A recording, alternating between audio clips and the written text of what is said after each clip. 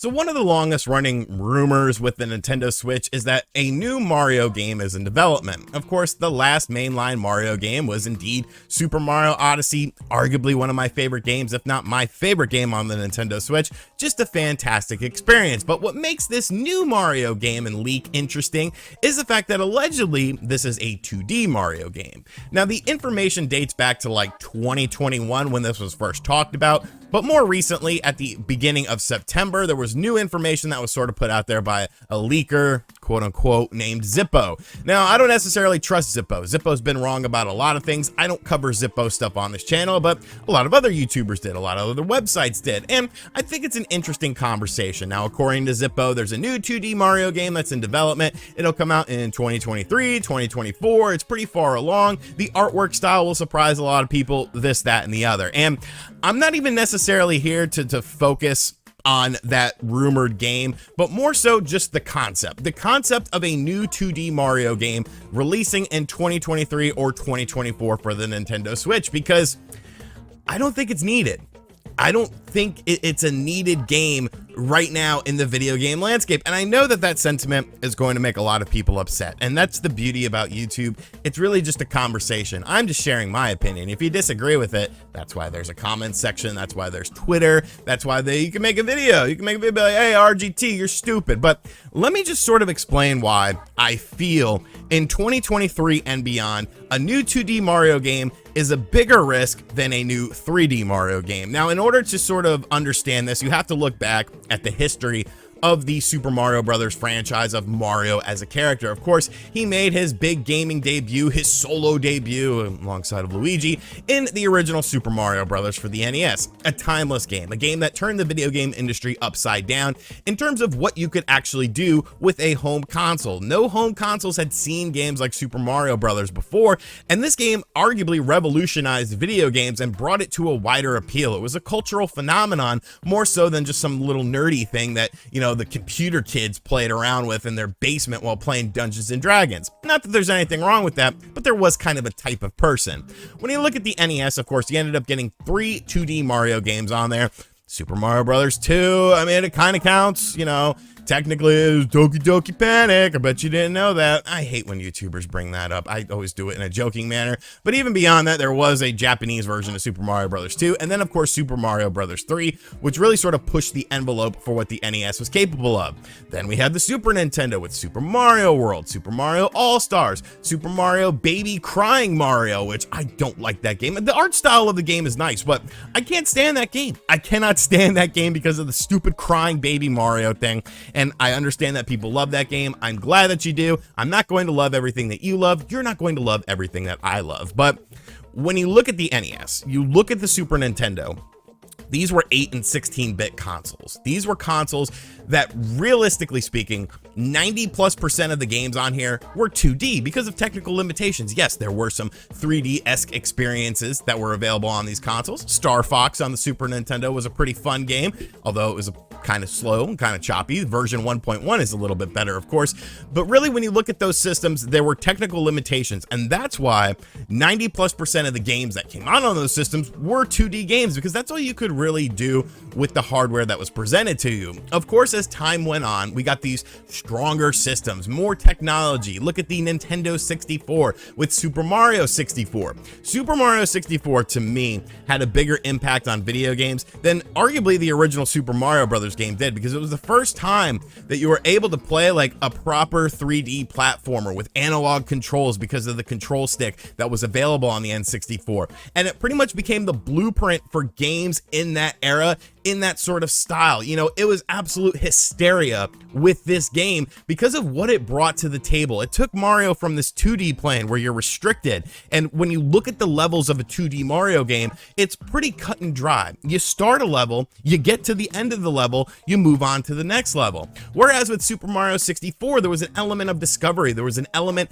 of surprise, there was an element of wanting to go inside of this castle and learn every nook and cranny that was available in it. Now, that wasn't necessarily the death of 2D Mario games, because of course Nintendo had other platforms that were going alongside of their home consoles, such as the Game Boy family, even the Nintendo DS. All of those systems ended up getting 2D Super Mario games, and they were all well received, but I felt like it made a little bit more sense at that time, and I'll get into why in just a minute. I'm kind of just going over the history of Mario. Then we kind of got this mixture of 2D and 3D Mario games, mostly focusing on the 3D side of things. Super Mario Sunshine, Super Mario Galaxy, Super Mario Galaxy 2, but then you also still had some 2D remnants with the new Super Mario Brothers series, which I thought when it initially debuted, it was kind of fun. You know, on the DS, it was kind of a nice little game, but it was also a $40 game.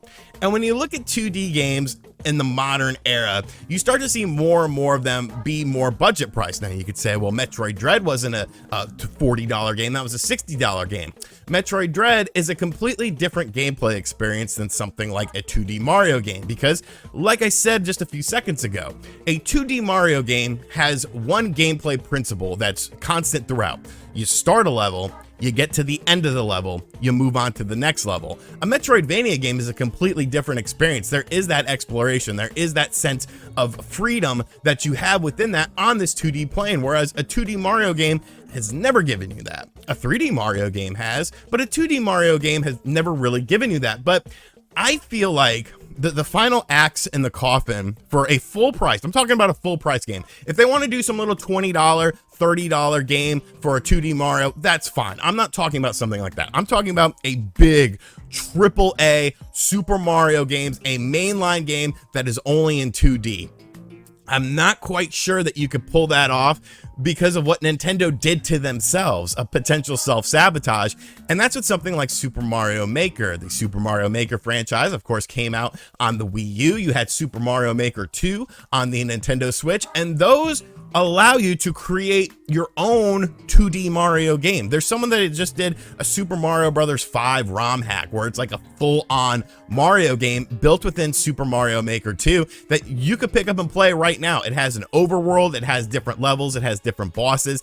It's a really interesting game, and it's a really interesting concept because it brings you back to that 16-bit era, that 8-bit era of Mario games where you were confined to this 2D space. That's all you really had to work with, and you made the most of it. I feel like 2D games are now associated with the Super Mario Maker franchise because anyone can create their own. And you could say, well, it has limited art styles, this, that, and the other. And I mean, you're not wrong, but the problem is the gameplay mechanics are still the exact same. Start the level, get to the end of the level. With a 3D Mario game, you're able to do a whole lot more. You're able to explore a whole lot more. And it's really just 2D platformers versus 3D platformers in general. Has there been a 2D platformer that's recently released at a full $60 or even $70 price point? I can't think of any. I cannot think of any. But when you talk about 3D platforming games, you feel like you get a little bit more bang for your buck. You feel like you have this sense of freedom. You feel like you have the ability to explore and find hidden nooks and crannies that you can't really put in a 2D style game. I don't know. It's just so bizarre to me because I see articles and stuff. We need a new 2D Mario game. We need a new 2D Mario game now. Like videos on YouTube and stuff. And I'm just like, why? We have all the tools. We have all the creation tools available in a game called Super Mario Maker 2. You can literally create any sort of level that you can dream up of. What can Nintendo really do? What can Nintendo really do with a 2D Mario game in 2023 and beyond and make it feel fresh and make it not rely just on nostalgia and justify it being a $60 full price AAA game when you already have the creation tools available to everyone who has the Nintendo Switch, when you've already shown what the Nintendo Switch is capable of in terms of a 3D Mario game? Can you really go back? Should you really go back and try to make this a thing? Or should you just focus on the newer 3D Mario game and maybe have a side project, you know, maybe have a budget release that's maybe digital only or something for the Nintendo Switch? I'm not quite sure, but just something that you could just throw out there to sort of appease the fans of 2D Mario games who still really want one. Because really on the Nintendo Switch, you've seen ports, you know, New Super Mario Brothers U Deluxe. What did that game do? What did that game do to change and evolve the Mario franchise? Really nothing.